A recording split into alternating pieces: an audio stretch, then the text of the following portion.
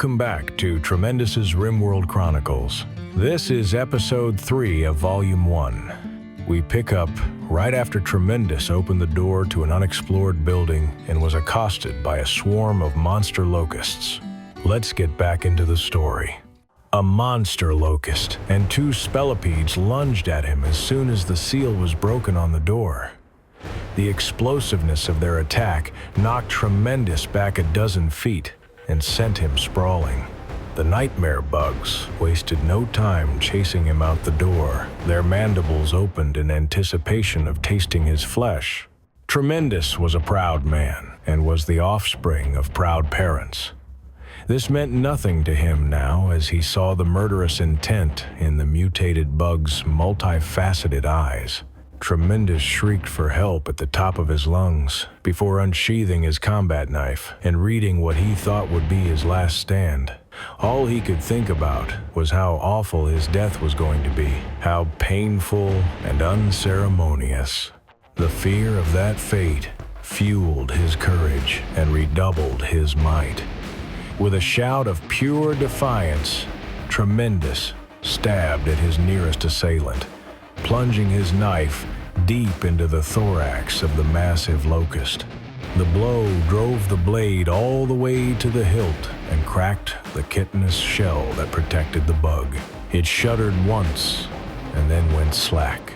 Tremendous was stunned by this stroke of luck. A momentary lapse the spellipedes took full advantage of. Each of the insects bit and slashed at Tremendous, tearing huge chunks of flesh from his body. Pain racked his entire being as he yanked his blade free from the locust and slashed back at the closest spellipede, slicing off its antenna and carving a scar into its shell. Tremendous knew this was his end and cursed himself a fool for opening that damn door. He continued slashing at the spellipedes, his need to survive overriding the doom of the situation. Suddenly, the most unlikely of saviors came charging forward to aid him. Tuck, his genetically engineered black and tan Yorkie, came spiriting from the base, barking madly at the bugs. Tuck didn't hesitate for a second as he threw himself at the closest one. Tuck's fangs were sharper and harder than the dogs he descended from. He may have only been a 10-pound Yorkie, but he was the goodest boy this planet had ever seen. He buried his teeth deep into the eye socket of one of the spellipedes, using the claws on his back paws to tear the massive insect's thorax wide open. The creature shook madly to try to dislodge the dog, but would have had better luck trying to dislodge the sun from the sky. Hope flooded into Tremendous, and he used it to fuel his next attack on the other spellipede. He dodged an attack by the creature's mandibles and held them closed as he stabbed at it over and over again. He bellowed his hatred at the beast as he stabbed at it, coating his blade and his body with the creature's entrails. He stopped stabbing at it when he felt the blade hit the dirt beneath it. He came out of his murderous fog and realized he'd stabbed a hole clean through the body of the beast. Looked over to see Tuck peeing on the corpse of the other spellipede. His dog barked at him happily before running into the building. Tremendous was bleeding from a half-dozen serious wounds and wanted nothing more than to lay down and rest. But Tuck was right. The fight wasn't over. Tremendous kicked the door open to reveal what he knew would be there. A fleshy mound that marked the entryway to the bug's lair. It was already being attacked by his loyal dog. Tremendous joined him, and together that destroyed the nest and any remnants of the filthy bugs that infested this area.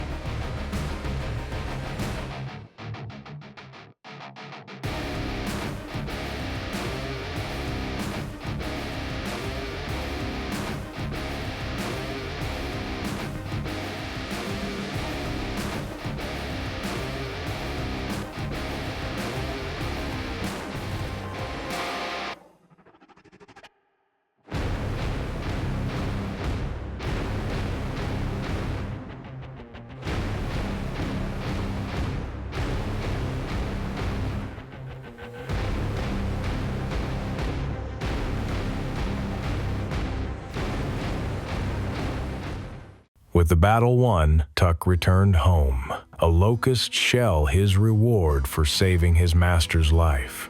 Tremendous knew he owed that dog his life, and vowed to cherish the animal for as long as it lived. Determined to make his mistake worthwhile, he proceeded to explore the building in its entirety, but found nothing but ruined furniture, old desiccated crates, and piles of ancient garbage. If there had been anything of value in this facility, the bugs had gotten to it, or time did. Making his way back towards base and the medical facility they'd recently built, Tremendous carried the remains of the locust he'd killed for Vortex to cook into a victory meal.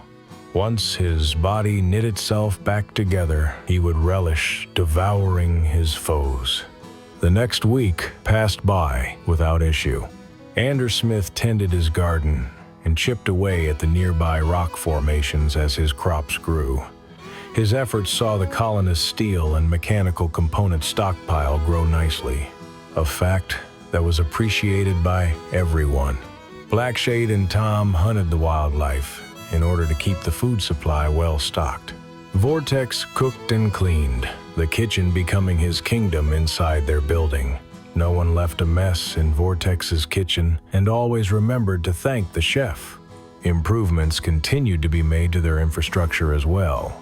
Blackshade discovered a means to create solar panels, reducing their need for firewood and improving the quality of their power supply. An artist's bench was built, along with an electric smithy where they began forging weapons like they were medieval peasants. They joked about the irony of spacefarers needing to forge Dark Age weaponry to survive, but they all knew a steel longsword would be a big step up from a combat knife. Morale was good, and the situation grew better by the day. The colonists began to consider that this planet was their new home. The idea was not unpleasant. With things going so well, Tom made the decision to clear out a section of the building where the roof had collapsed. There was ancient rusted-out vehicles and old barricades in the area, which lead him to believe it had been some sort of parking lot long ago. The men took turns shooting off chunks of the vehicles and barricades, removing the pieces as they broke off. This made removing them not only easier, but a lot more fun. Once the area was cleared and the debris cleaned up, Tom repaired the walls and secured the door in order to make the area the perfect place to stable some of the local animals they'd been hunting. Smith had harvested a crop of hops and smokeweed and used those ingredients to make powerful beer and recreational cigars. Tom thought that if they could tame a few of the wild animals that wandered nearby, they could train them to be pack animals and take their surplus to neighboring settlements to trade for stuff they really needed like food, weapons, or books. Tom really missed reading. The group wholeheartedly supported his efforts and assisted in the stable's construction wherever they could. It wasn't long before the team had a wonderful makeshift stable. Now they just needed to convince some animals to join them. One day, a stranger strode into their territory. The man wasn't aggressive and held up his hands as if in surrender. He shouted that he just wanted to talk and that he meant them no harm. Willing to take the risk, Blackshade went out to talk to the man. He said his name was Orlov and that he wished to stay with the colony for a while. He said that in exchange for room and board, he would fight with them and share his knowledge through research and study. He promised to unlock new technology that would strengthen them for the trials to come. Blackshade wasn't sure what Orlov meant by that, but he understood that the man wanted to join them and give him a break from constant studying. He accepted Orlov's offer and showed him to his room. There was something off about the man. Everyone could tell he was hiding something, but they decided that as long as he kept his word and didn't try to harm them, he was welcome to stay for as long as he wanted. Everyone was so distracted by the newcomer that they didn't notice the massive, brutal-looking man that was rushing towards their home. A massive hulk of a man in tribal grab that barely fit him came rushing up from the south and was within 100 yards of their front door before Andersmith noticed him. Their enemy was armed with a crude metal spear and kept shouting, "Toyo! Toyo!" They determined later that it was the man's name. Toyo was a massive slab of muscle and aggression. He was a human variant called Neanderthal, but everyone knew them as cavemen. They were incredibly tough, but incredibly stupid humans that seemed to have devolved rather than evolved. They were prized for their ability to haul heavy objects and cause incredible damage in melee fights. Other than that, there wasn't much they were good for. Unfortunately for the colonists, Toyo was there to practice what he was made for, killing them and mashing their remains into paste. Andersmith fired 4 shots at the Neanderthal, missing completely due to how hard he was shaking with fear. His screams of warning and terror alerted everyone else, who came running, although they weren't sure what or where the threat was. As big as Toyo was, the behemoth was also fast. He was on Andersmith in an instant and drove his spear deep into the meat of Andersmith's forearm. Had his blow been slightly better aimed, Andersmith's stomach would have been pierced. Discretion proved to be the better part of valor, and after wrenching his arm free, Andersmith ran for his life, the Neanderthal hot on his heels. The fear emanating from Andersmith seemed to draw Toyo like a moth to a flame. Vortex, Blackshade, came running outside, weapons drawn and scanning for threats. Vortex and Blackshade saw Toyo and opened fire. Blackshade struck the Neanderthal in the side and staggered him just long enough for Andersmith to get away. Tremendous joined their firing line and took a defensive position so that if Toyo got too close, he could step in and defend the shooters. Running out into the firing lane would only get him killed. Vortex and Blackshade in the meantime continued pelting Toyo with bullets, keeping him at bay. Tom ran down from the fields where he was working and unloaded a spray of bullets from his rifle, blowing chunks of flesh off Toyo's body, but not enough to drop the hulking behemoth. In his eagerness, Tom got too close to his enemy, which allowed Toyo to throw his spear at him and drive the point deep into his shoulder. Screaming in pain, Tom fell back towards the rest of the party for help and aid. Toyo, bleeding from a dozen wounds, staggered after Tom stubbornly. Funnily enough, Orlov, who was blissfully ignorant about what was happening, was hauling a pair of synthweave pants back to the base and almost wandered directly into Toyo. The Neanderthal took Orlov's actions as disrespect and turned to punish the transgression. Despite evidence to the contrary, Orlov was no fool, and as awareness struck him, he turned around and sprinted away, accidentally giving Tom, Vortex, and Blackshade the chance to send a final volley of shots into the man, dropping him dead and ending the threat.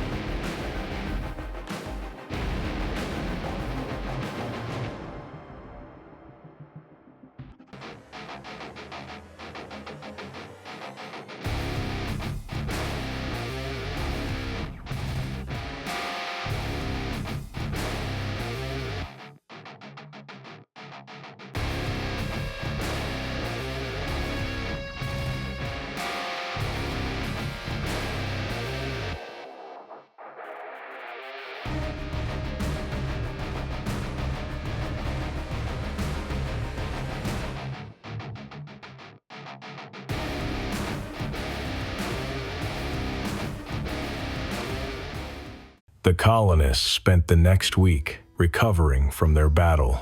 Vortex got a little stir-crazy and decided to explore one of the many buildings surrounding them. Fortunately, he didn't find locusts or mechanoids, but chim fuel, some steel scraps, and a bunch of mechanical components. Tremendous was ready for a new member to join them and opened one of the cryopods they'd found when they first arrived on the planet. Unfortunately, the woman inside, Pan, had long since perished. According to the machine, she was an adventurer that had gone into the cryopod 30 years ago. Sadly, she expired 7 years ago due to a fault in the machine's circuitry. They buried her in the makeshift graveyard they'd put together after the last raid.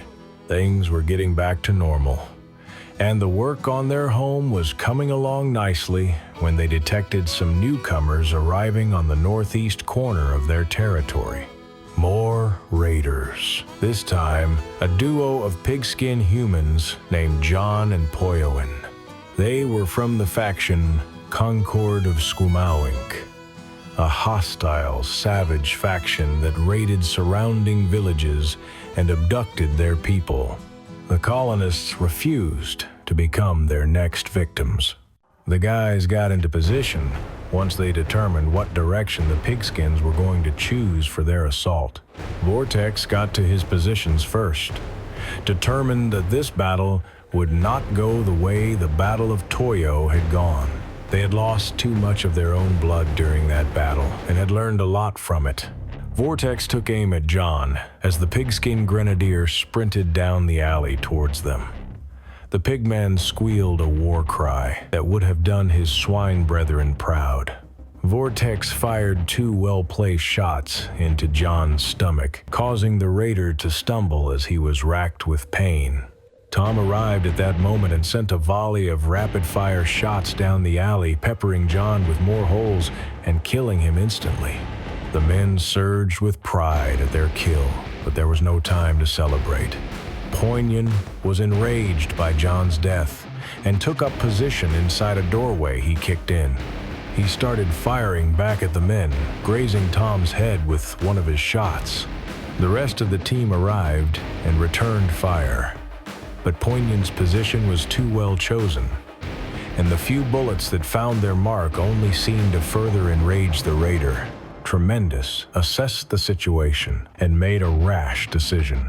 He charged down the alley towards the pigskin, shouting threats of violence and pain. Poignant was too far into his battle lust to realize what was happening. Tremendous was on him, like a man possessed, and plunged his combat knife deep into the fleshy bandit's ribcage. The pigskin squealed, shuddered, and then died. Tremendous held his knife tightly as the pig slid off the blade and onto the dirt below him. Tremendous turned and raised his bloody knife high, the men joining him in celebrating their victory.